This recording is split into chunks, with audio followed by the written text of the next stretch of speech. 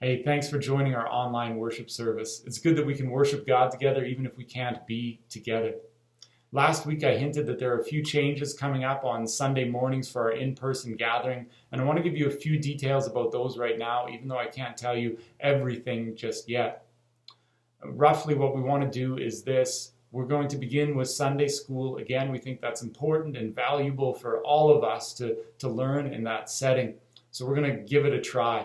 We're going to wait until our schools have been open for a couple of weeks, and as things go well there, which we hope and pray for, and as we learn a little bit from them about how to practice social distancing in a classroom setting, we'll begin Sunday school in church as well.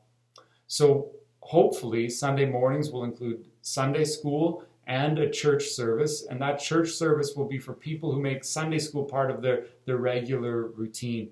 If you don't make Sunday school part of your regular routine, or if you're not quite ready to do that yet for whatever reason, we're going to have an evening service as well. Both services will be restricted to 40 people, and you'll have to register for them, just like we've been doing all through the summer months here. So that's the plan, at least for now. Of course, things can change, and I also want to say we need, as church leadership, your feedback and your input. How are you feeling about things? Are you ready to be back in church? Would you come to an evening service? Would you come to Sunday school? All of these kinds of things that you can share with us will help us to make decisions that are best for our congregation as we seek to move forward, being salt and light, being the church, and sharing the good news of Jesus Christ in our community. So there's a little update on what's happening in the fall. Keep your eyes and ears open, and we will do our best as leadership to share with you what the plans are, and invite your feedback and input to myself, to anyone on the board, or to Catherine here at the church office as well.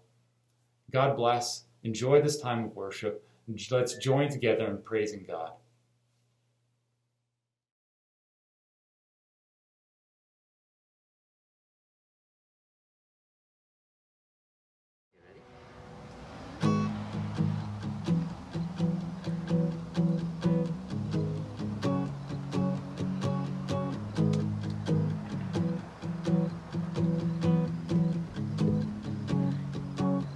I was lost with a broken heart. You picked me up, now I'm set apart. Breaking chains that were holding me. You sent your son down and set me free. Everything others will fade. I'm pressing on till I see your face. I will live that your will be done, and I won't stop till your kingdom come. 'Cause you are my freedom. We lift you higher, your love, never ending. Oh, oh, oh. You are alive in us, nothing can take your place. You are all we need, your love has set us free. Whoa.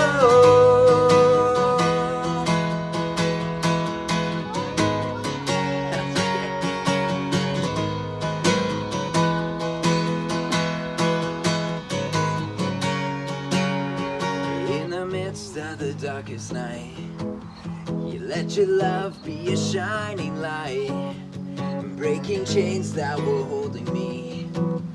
You sent your son down and set me free. Everything others will fade. I'm pressing on till I see your face. I will live that your will be done, and I won't stop till the kingdom come. 'Cause you are my freedom. We lift you higher, your love, never ending. Oh, oh, oh. You are alive in us,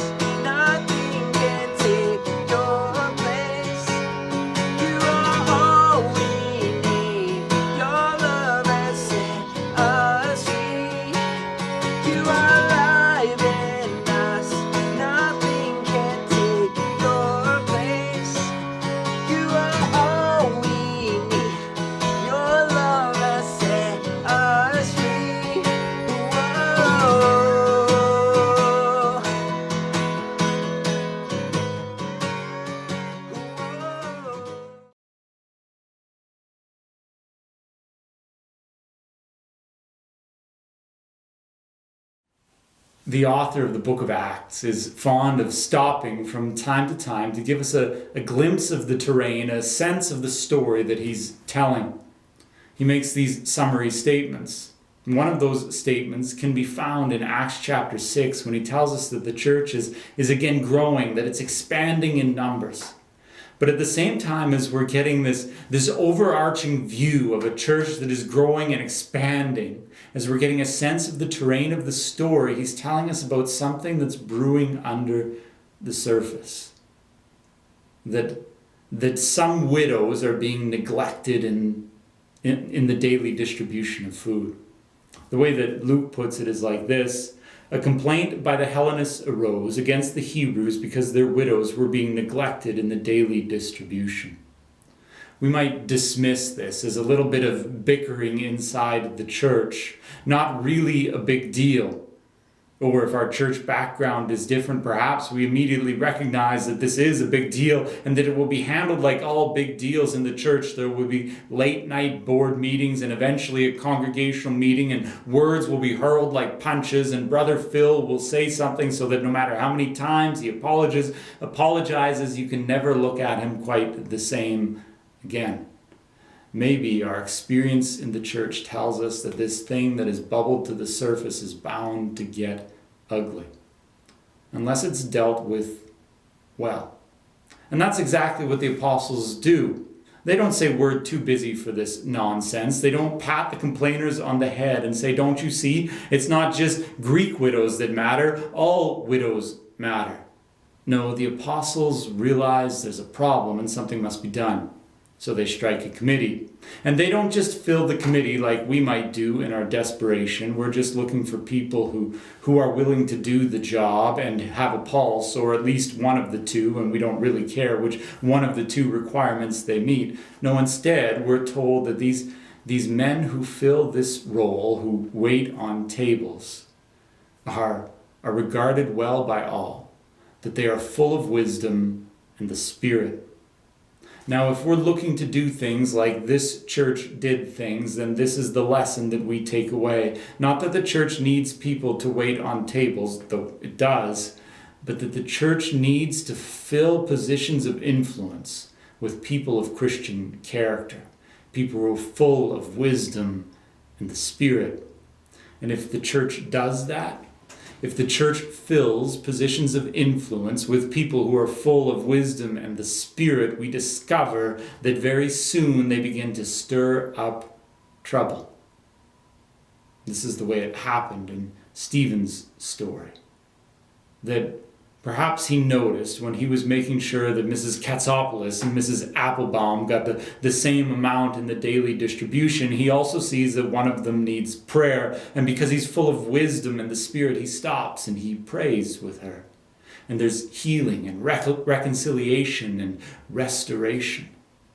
Or he notices that another just needs somebody to sit and listen, and because he's full of wisdom and the Spirit, this is what he does.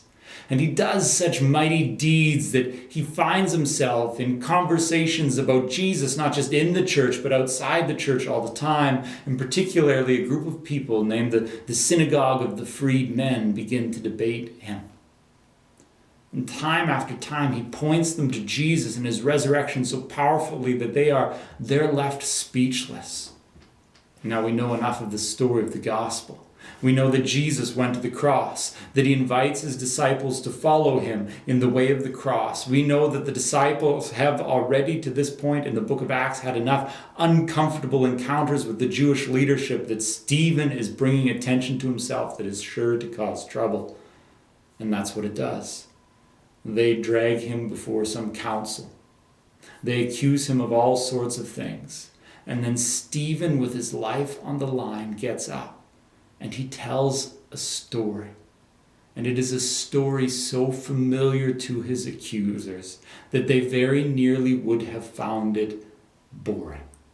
They knew all the details of the story that Stephen told. They knew about the call of Abraham. They knew about the 400 years in slavery in Egypt and God's mighty delivery through the Exodus. They knew of the conquest of the Promised Land. They knew of David. They knew the story. Its terrain was for them worn and comfortable. But then Stephen gives it a twist that costs him his life. What he does is he reorients them. He repositions them in the story. He tells them that they're not the good guys like they think they are. They're the stiff-necked and rebellious people. And he ends up dead.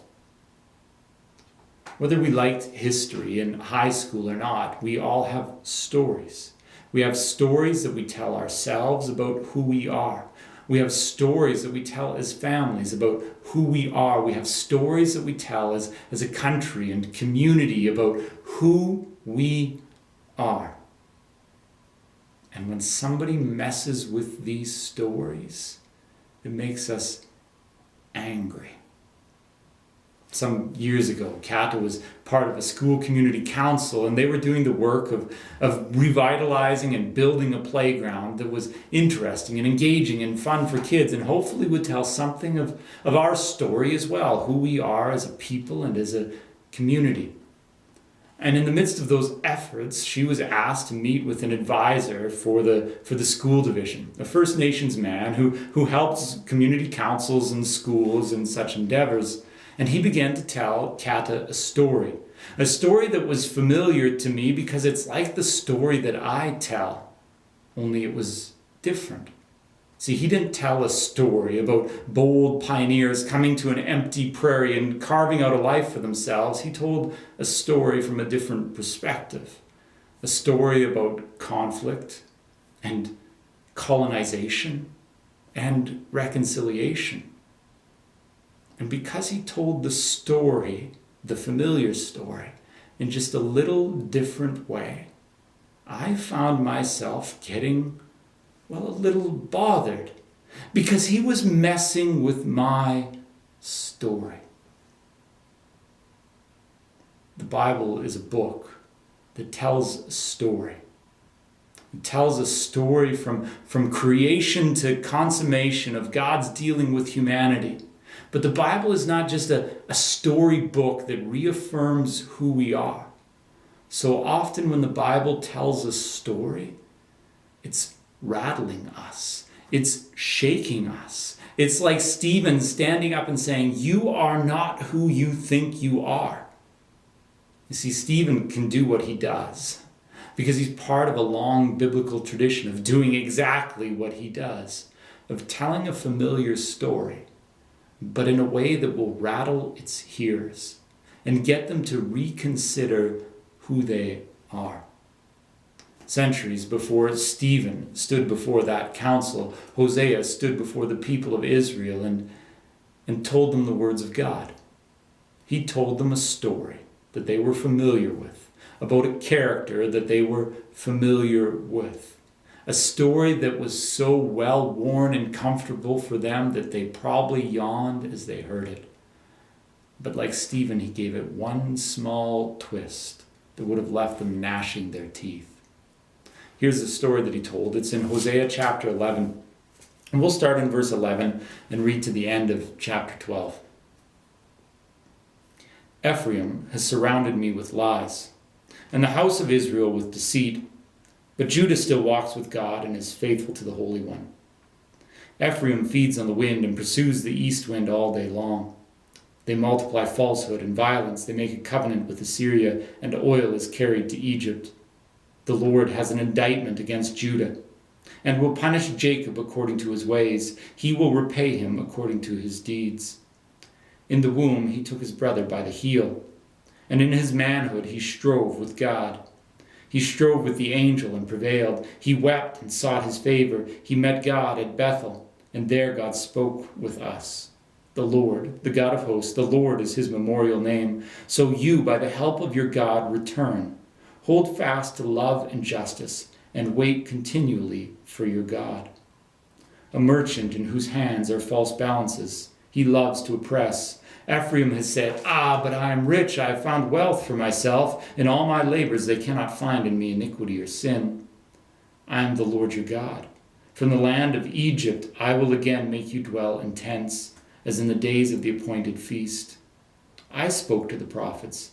It was I who multiplied visions, and through the prophets gave parables. If there is iniquity in Gilead, they shall surely come to nothing. In Gilgal they sacrifice bulls. Their altars also are like stone heaps on the furrows of the field. Jacob fled to the land of Aram. There Israel served for a wife, and for a wife he guarded sheep. By a prophet the Lord brought Israel up from Egypt, and by a prophet he was guarded. Ephraim was given bitter provocation, so his Lord will leave his blood guilt on him, and will repay him for his disgraceful deeds. The story that Hosea is telling is about Jacob, the patriarch, the founder, the man from whom the entire nation of Israel takes its name. We might not catch it the first time through, but we'll certainly catch it the second time. That there are bits and pieces of Jacob's story that are pointed to here. In fact, they're not just pointed to, but that story that's told over the last half of Genesis, of Jacob, from chapter 25 and his birth to chapter 50 and his death. The very same words that are used in Genesis are used here. The first word that should remind us of that Genesis story is deceit. That Israel has surrounded God with lies. That reminds you of Jacob, doesn't it? It reminds you, for example, that when Jacob heard that his father was going to offer his older brother a blessing, he concocted an elaborate ruse with his mother that involved stolen clothes, goat meat instead of venison, and goat's hair to replace his own naked arms. That he stole his brother's blessing. Later on, the word that Hosea picks up on from the Genesis story is heel. Because Jacob had been born grabbing on to his brother's heel. Something so cute and lovely and unusual that it demands some sort of explanation. Why would a twin be grabbing on to his brother as they were born? And we might say it's a sign of the brothers' closeness, that they wanted to hold on to each other. But if we were Hebrews, if we spoke Hebrew, the explanation we might come up with would be different. See, in Hebrew, a heel grabber is like somebody who pulls someone's leg in our language, only without the humorous intent. A heel grabber is somebody who deceives to their own advantage. Somebody looking to knock someone else down so they can take their place. And this is Jacob. This is what he does for his entire life. In verse 4, the word that Hosea picks up on is strove. When Jacob finally comes back towards his homeland after fleeing from his brother, he encounters an angel, or God himself. And he wrestles with him through the night, grasping him and not letting go until he receives his blessing. And in that blessing, he's renamed. No longer Jacob, no longer heel grabber, but Israel, the one who strives with God and with people. The next word, also in verse 4, that the author picks up and reuses from Genesis is wept. We're reminded that shortly after that encounter with the angel, that Jacob met his brother and he wept. In verses 12 and 13 and 14, just in verse 12, the words that are picked up on are fled, served, wife, flocks, all of these from the Genesis story. Here's what God is doing through Hosea. He's telling the story of Jacob again.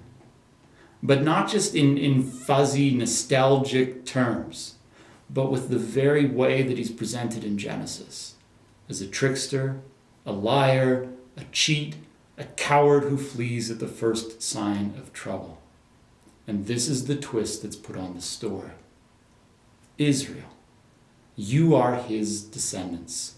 You are the descendants of this trickster, the liar, the cheat, the coward who flees at the first sign of trouble.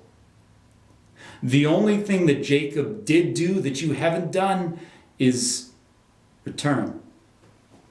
You see, there's another story about Jacob. When he's on his outward journey, having fled from his brother, he stops at a place. He uses a stone as a pillow and he sleeps.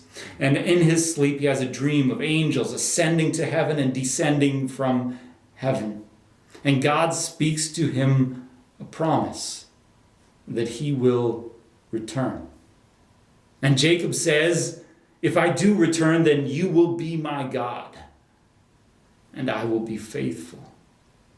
Return is this loaded word, because you can return to a place, but you can also return to a person. The word carries with it the notion of reconciliation and restoration and repentance. See, Jacob was a trickster, a liar, a cheat, a coward who fled when his own actions got him into trouble. But the one thing he did right was he returned. And this is the one thing that Israel has not done. All of this teaches us something.